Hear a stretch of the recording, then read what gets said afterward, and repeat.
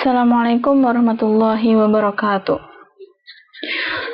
Pada video kali ini saya akan membahas tentang bab baru. Kalau sebelumnya sudah kita bahas tentang graf, yang kali ini saya akan membahas tentang pohon. Jadi pohon ini masih bagian dari graf. Jadi masih ada sambungannya dengan graf maksud saya.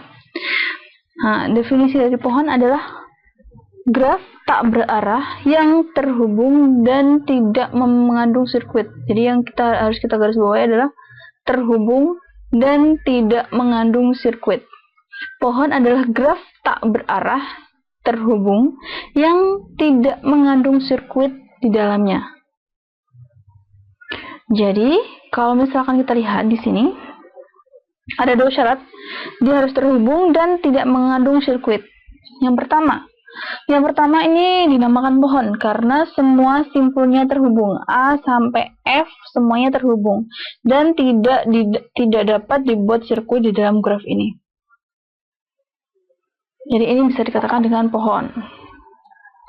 Kemudian yang kedua, ini juga merupakan pohon karena semuanya terhubung dan tidak bisa dibuat sirkuit dalam graf ini. Nah, yang ini bukan pohon. Kenapa bukan pohon? Kalau kita lihat di sini semuanya terhubung, ya. Kemudian apakah dia tidak mengandung sirkuit? Nah, itu yang belum bisa dipastikan. Sekarang kita cek. Kalau misalkan saya buat dari A, kita buat lintasan A ke D, kemudian ke F, kemudian ke A lagi. Nah, ini namanya sirkuit kan? Nah, karena bisa dibuat sirkuit, berarti ini bukan pohon. Kemudian kalau yang ini, kenapa dia bukan pohon? Kalau kita lihat semuanya terhubung, tidak bisa dibuat, kelihatannya semua terhubung, tapi tidak bisa dibuat sirkuit juga. Kalau sekilas kita lihat dia terhubung semua, tapi kalau kita lihat lagi bahwa A, F, D, kalau misalkan kita buat lintasan dari D ke C, kira-kira bisa nggak? D ke F ke A, nggak bisa kan? Berarti artinya graf ini tidak terhubung, sehingga dia bukan merupakan pohon juga. Paham ya? Nah, selanjutnya ada yang namanya hutan. Jadi tadi ada pohon, ada hutan. Hutan atau forest adalah kumpulan pohon yang saling lepas atau graf tidak terhubung yang tidak mengandung sirkuit.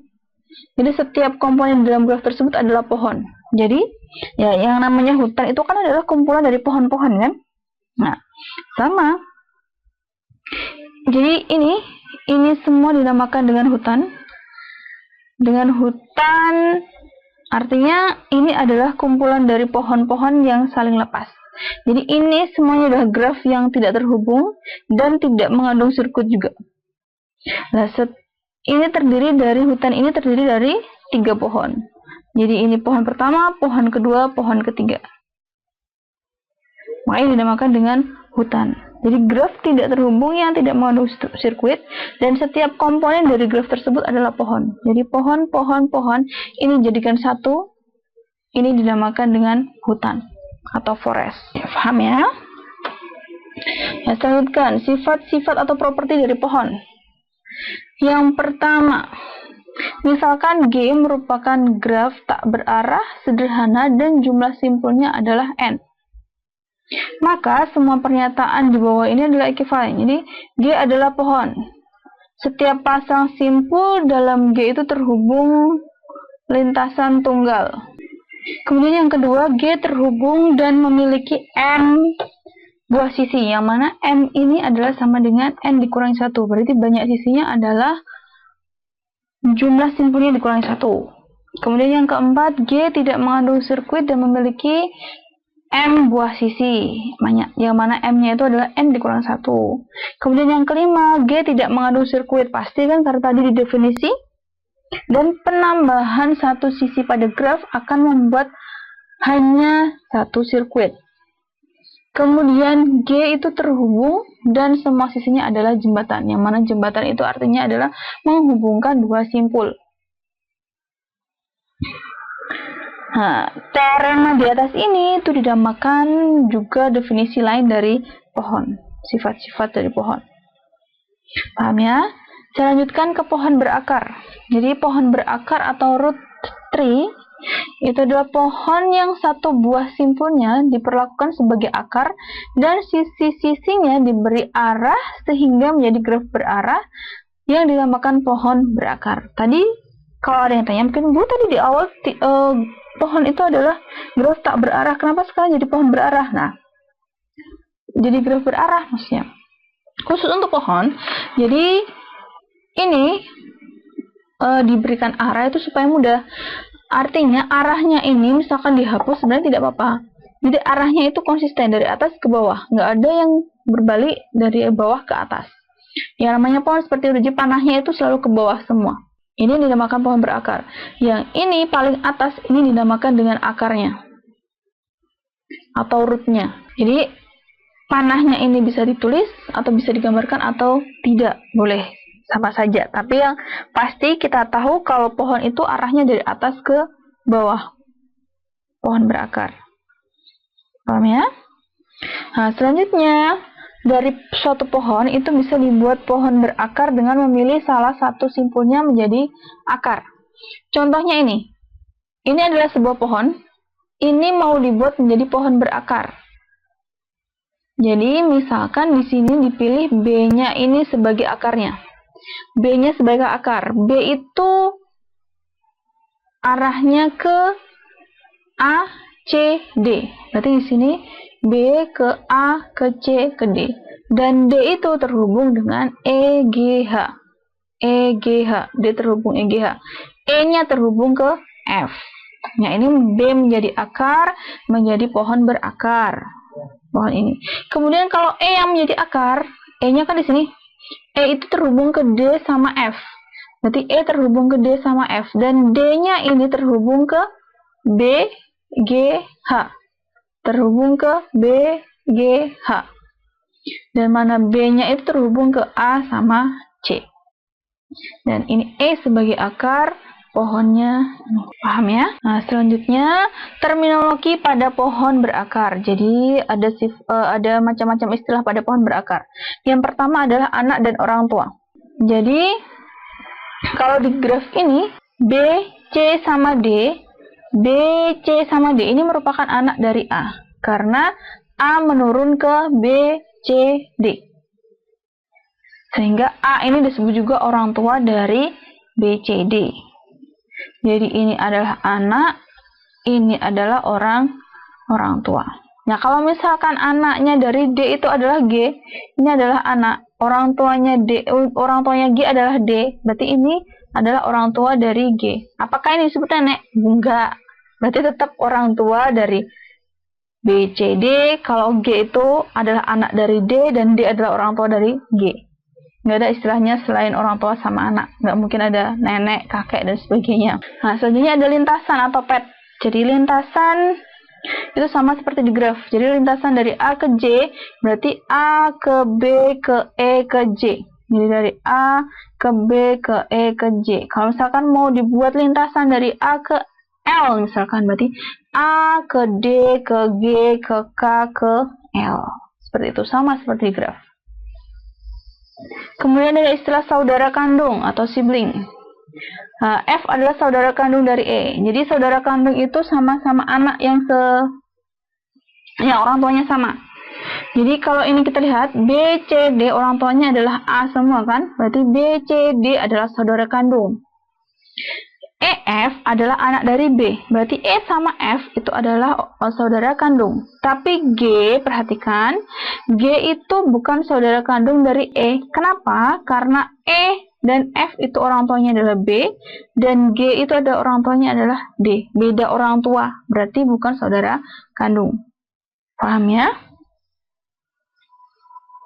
Saya lanjutkan. Upa pohon atau subtree. Jadi ada pohon bagian pohon atau pohon bagian. Jadi ini contohnya nih. Ini adalah upa pohon. Ini adalah berupa pohon kan, tapi pohon ini adalah bagian dari pohon besar ini. Nah, pohon kecil ini dinamakan dengan upa pohon atau subtree. Ini juga ini juga merupakan subtree dari pohon yang besar ini.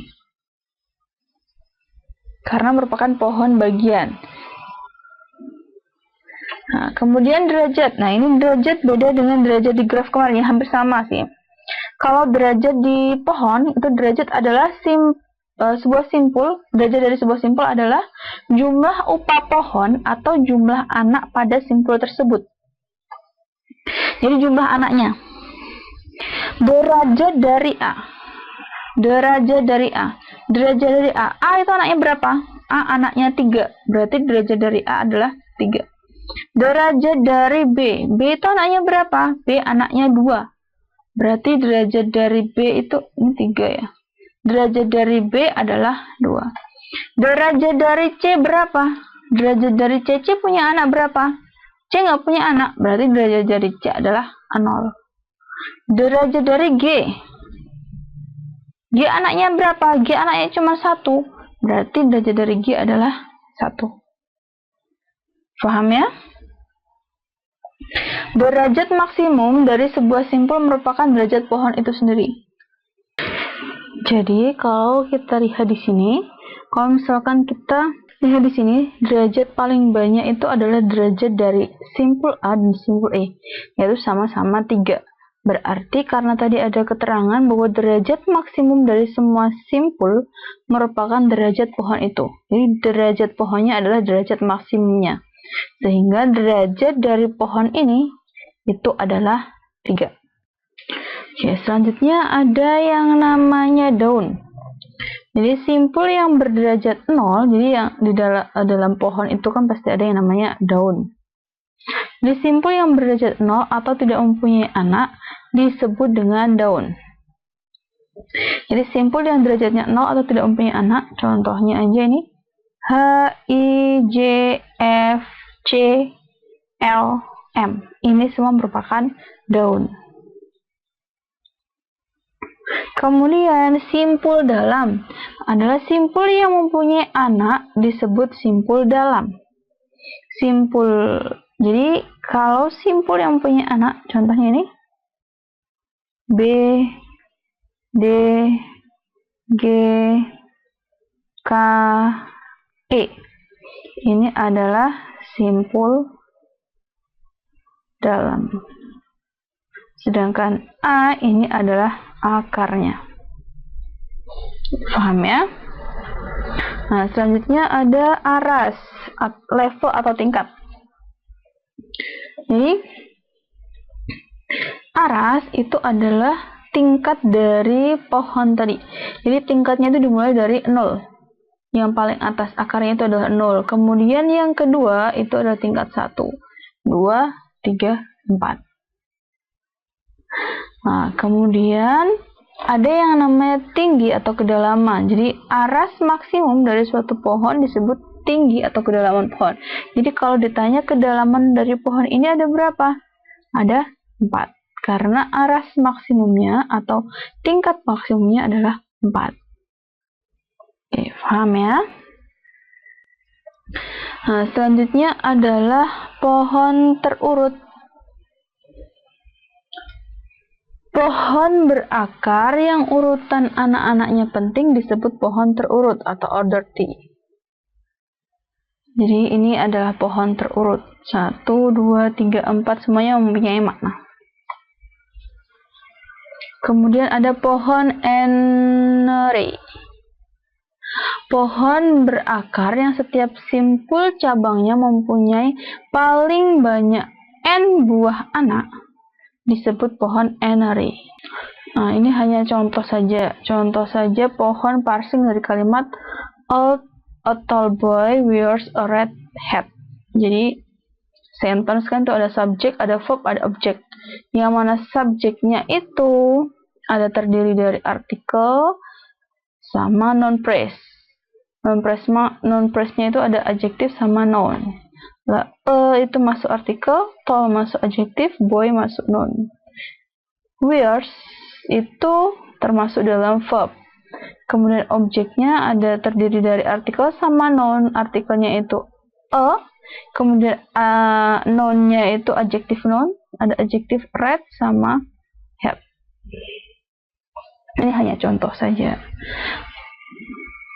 Pohon n-array itu dikatakan teratur dan atau penuh jika setiap simpul cabangnya mempunyai tepat n anak. Jadi semuanya seragam n anak. Nanti akan dibahas. Sekarang saya bahas dulu adalah pohon biner. Jadi pohon biner atau binary tree adalah pohon n-array dengan n-nya sama dengan 2. Jadi maksimal anaknya itu udah 2. Pohon yang paling penting karena banyak aplikasinya. Jadi setiap simpul di dalam pohon biner mempunyai paling banyak 2 buah anak. Dibedakan antara anak kiri sama anak kanan. Karena perbedaan urutan anak, maka pohon biner adalah pohon terurut. Jadi setiap anak itu penting. Contohnya ini. Jadi dua pohon ini maksimal anaknya adalah 2. Ini ada di sini, B sama C. B sama C. Ini dikatakan 2 pohon biner yang berbeda karena kecondongan dari ini B ke D sama ini beda. Nah, contohnya ini pohon yang condong ke kiri, ini adalah pohon yang condong ke kanan. Contohnya. Nah, ini adalah contoh pohon biner penuh atau full atau seragam. Jadi, pohon biner kan tadi n-nya sama dengan 2 kan maksimal. Nah, ini semua simpul kecuali daun itu n-nya atau anaknya semua adalah 2. Makanya dikatakan pohon biner penuh. Nah, selanjutnya adalah pohon biner seimbang. Jadi beberapa aplikasi diinginkan tinggi upah pohon kiri dan kanan itu seimbang, yaitu berbeda maksimal cuma 1. Nah, contohnya ini dilihat tingginya. T1 ini seimbang atau tidak dilihat dari upah pohon kiri sama upah pohon kanan. Tingginya kalau ini kan 0, 1, 2, 3. Ini 0, 1, 2, 3. Sama-sama 3 tingginya. Berarti dia seragam. Kalau yang ini dicek. Ini sama ini. Tingginya ini 0, 1, 2, 3. 0, 1, 2, 3. Sama-sama 3. Sedangkan yang T3 ini perhatikan. Upah pohon yang kiri sama upah pohon yang kanan. Upah pohon yang kiri tingginya adalah 0, 1, 2, 3. Sedangkan yang kanan hanya 0, 1. Jadi karena berbeda tinggi upah pohonnya, berarti dia tidak seimbang. Oke, sampai di sini. Semoga semua dapat dipahami karena ini hanya pengantar saja. Semoga ini semua bermanfaat apa yang saya sampaikan. Jika ada kesulitan atau bingung, bisa tanya ke saya, bisa by WA boleh, by email boleh, by komentar juga boleh. Sekian dari saya. Wassalamualaikum warahmatullahi wabarakatuh.